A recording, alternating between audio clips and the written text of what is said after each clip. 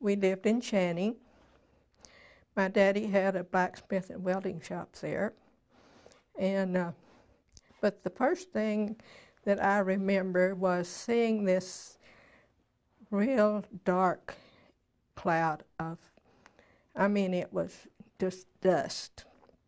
And it was as high as you could see and as wide as you could see. And it come rolling in. And of course, we'd never seen anything like this before. And so we didn't know hardly what to think. But we could see that we needed to do something. And my daddy sent my brother out from the back kitchen door out to shut the big yard gate, which is, I'm guessing, about 100 yards from where the back door was. And he went out and shut the gate, and before he got back, it was so dark that you could not see. And if my daddy had not reached out and grabbed him, no telling where he would have wound up. And to this very day, when I think about that, I shudder. That's the first thing that comes to mind. And then, of course, it was dark as night. It was darker than black night, actually. And you couldn't see your hand in from your face. You could hardly see the glow of a lamp. And this seemed like it lasted for hours and hours and hours. And it did last all night.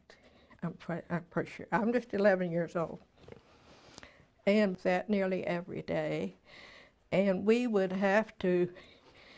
put wet sheets and wet cloths around the windows and over the windows. And of course that made dust, made mud actually. And we would have to wash our dishes that we ate in immediately before we ate. And that just seemed like that was the life that we lived for, I don't know, several months. I'm just 11 years old, so, but that was quite an experience for me. And I still, when I think about it again now, looking back, it's hard to realize just how bad it really was, because if you hadn't experienced it, it would be hard for you to understand how bad it was. And we actually ate dust. And but you know, God saw us through that, and we learned a lesson, I think. And we think we're going through hard times now, but God is going to see us through it.